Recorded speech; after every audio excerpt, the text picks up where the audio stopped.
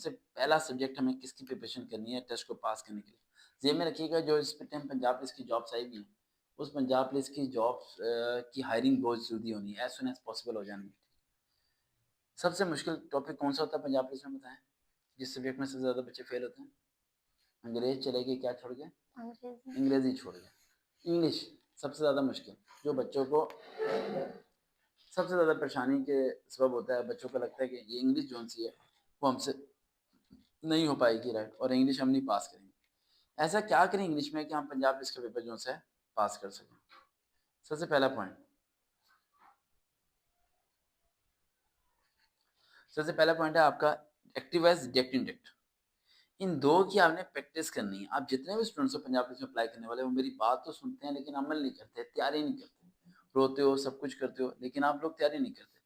आपको पंजाब पुलिस की क्या करनी है? प्रिपरेशन करने के लिए सबसे बेसिक चीज इंग्लिश है। एक्टिव स्पेसिफिक डायरेक्ट इंडायरेक्ट की उसकी प्रैक्टिस करनी है। कौन सी प्रैक्टिस करनी है? क्लास 9 10 में एक्टिव स्पेसिफिक डायरेक्ट आप लोगों ने दिए थे पेपर में, आपने वही बुक उठा लेनी है येलो कलर की, ठीक है, और सॉरी कौन से कलर होता है उसका, पता नहीं, पर्पल कौन सा कलर, ऑरेंज, ऑरेंज कलर होती है। ऑरेंज कलर की पायलट इंग्लिश ग्रामर उठा लेनी है आपने, लाहौर बोर्ड की, पंजाब टेस्ट बोर्ड की। उतार के उसमें एक्टिव स्पेसिफिक डायरेक्ट 9 10 की जितनी एक्सरसाइजेज हैं सब सॉल्व कर देना।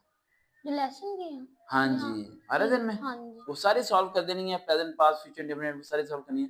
5 से 10 नंबर आपके वहां से आ जाएंगे। दूसरा पॉइंट, इन्हीं मेंटेन की ओल्ड पेपर डाउनलोड करना है पिछले 5 साल, डाउनलोड करके उनमें एक्टिव पेयर ऑफ वर्ड्स और इडियम्स दिए हुए हैं पिछले 5 साल ओल्ड पेपर में।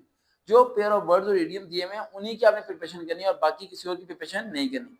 अब ये करने के बाद आपने टेस्ट भी लेना है अपना। आप क्या करते हो? प्रिपरेशन करते हो, टेस्ट अपना कंडक्ट नहीं करते। आपने क्या करना है, जैसे कि आपने 9th 10th के पिछले 3 साल के पेपर की रिव्यू कर लिया, और 3 साल का पेपर मतलब सुबह दोपहर के दोनों पेपर मिला के वो 2 बनते हैं, यानी 3 साल के 9th के बनेंगे 6 पेपर। कितने बनेंगे? 6 बने। उनमें से पेयर ऑफ वर्ड्स या इडियम्स जब आप निकालेंगी तो वो काल्पनिक कम से कम 20 बन जाएंगे या 25 बन जाएंगे। तो जब टेस्ट कैसे देना है, वही नाम आपने दोबारा लिख के नोट्स को बंद करना है, जुबानी पेपर देना है, जिस तरह घर में प्रैक्टिस करते हैं पेपर के लिए। समझ आ रही है निमिषा बेटा? इस तरह प्रैक्टिस करनी है।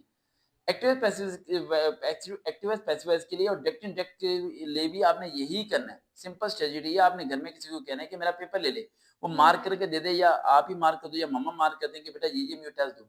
देन वो आपने लिखना है, देन सॉल्व करके दिखाना है। ये नहीं कि आपने देखा ज्यादा गलत हुआ दोबारा देखना शुरू कर देते हैं, इस तरह नहीं करना। और लॉजिक के साथ समझना है कि डायरेक्ट इंडायरेक्ट में एक्सट्रीम भी सॉल्व क्यों आता है, क्या आता है, कहाँ पर क्या कंडीशन लगती है, इन्हें समझना है आपने। समझ आया क्या?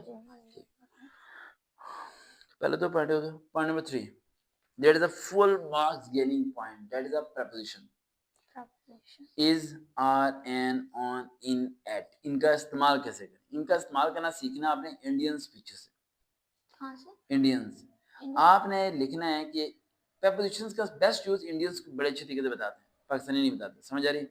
अब इंडियंस की कोई भी टीचर की रेलिवेंट preposition रेलिवेंट वीडियोस आपको मिल जाएंगी, ठीक है, और बड़े अच्छे तरीके से उन्होंने एक्सप्लेन किया होगा। कल परसों मैंने एक वीडियो देखी थी, उसमें बता रहा था जैसे ये चीज है, एक टेबल था पता नहीं क्या, वो कहते इन, बिहाइंड, आउटसाइड, ठीक है, एट। समझ आई? अब वो इस तरह करके बता रहा है कि कौन सी चीज एट होगी, कौन सी चीज इन होगी, कौन सी आउट होगी, कौन सी बिहाइंड होगी, कौन सी फ्रंट होगी, ठीक है। समझिए बात? इस तरह करके, इस तरह करके आपने इंडियन से वहां से प्रैक्टिस करनी है। अभी इंग्लिश के लिए यही करना है, ठीक है।